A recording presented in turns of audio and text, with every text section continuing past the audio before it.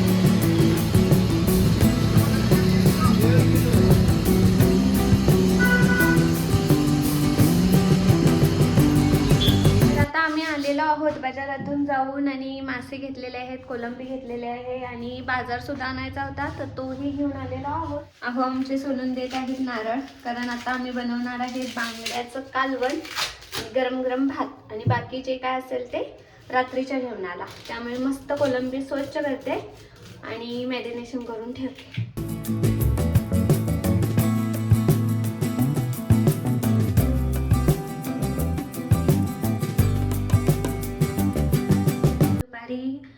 बांगड्याचं कालवण म्हणजे आमटी बनवली, भात बनवला गरम गरम आणि दुपारी पोटभर असं जेवण केलं। आणि आता कोळंबी स्वच्छ करायची आहे तर ती स्वच्छ करते आणि मॅरिनेशन करून ठेवून देते, कारण संध्याकाळी आम्ही कोलंबी फ्राय करणार आहोत। तर ती फ्राय कशी करते ते पण मी तुम्हाला दाखवेन आणि स्वच्छ कशी करते हे पण दाखवेन। याआधी मी एकदाच लग्नाच्या आधी एकदाच कोलंबी बनवलेली होती आणि ती स्वच्छ कशी करायची तर मासे विकायला आमच्या गावी अशी गाडी घेऊन फिरतात, टू व्हीलर घेऊन. तर त्यांच्याकडून मी कोलंबी घेतली होती आणि त्याने स्वच्छ कशी करायची हे दाखवलेले होते. तर तेव्हापासून आता मला येते स्वच्छ करता, पण मी बनवली पण एकदा, स्वच्छ केली पण एकदाच आणि खाल्लेली आहे तशी. पण आता बघू, स्वच्छ करते, मॅरिनेशन करून ठेवते.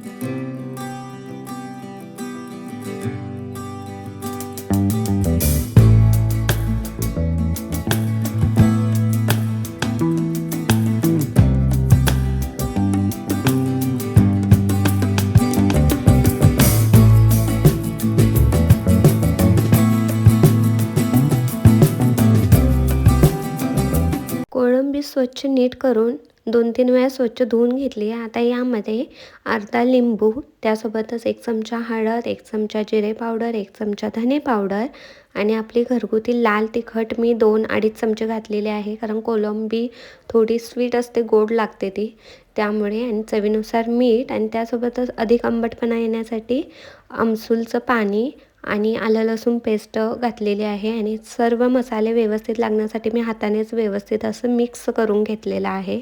आता मी कोलंबी मसाला तयार करून घेतलेला आहे आणि आता कोलंबी फ्राय करायची आहे.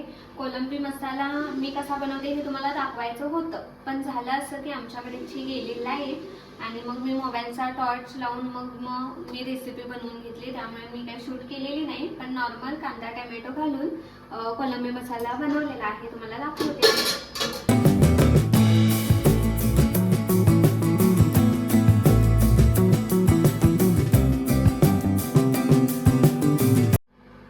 इथं भाकरी पण वैशूनं बनवून घेतलेली आहे. आता मी फक्त कोलंबी फ्राय करते मस्तपैकी. आता फ्राय करायसाठी इथं रवा घेतलेला आहे, फक्त रवा आहे, दुधाचं पीठ वगैरे मी काही वापरत नाही.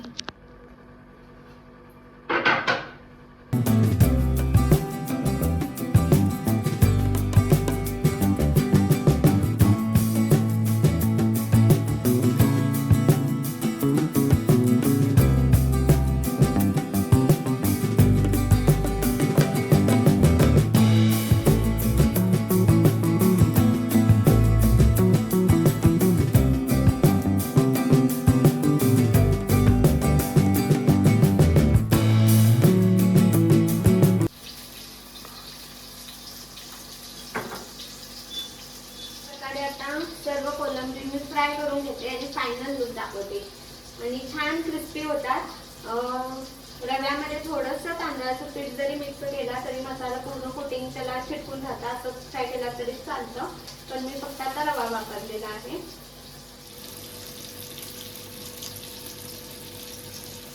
सर्व कोलंबी फ्राय करून घेतलेली आहे आणि अशी दिसत आहे. तर असा होता आजचा आमचा मेनू आणि आता आम्ही जेवून घेतो. आणि हा व्हिडिओ आता मी इथंच एंड करते. तुम्हाला कसा वाटला हे मला कमेंटमध्ये सांगा. चॅनलला सबस्क्राईब केलं नसेल तर प्लीज चॅनलला सबस्क्राईब करा आणि भेटू पुन्हा आपण अशा एका छानशा व्हिडिओ सोबत.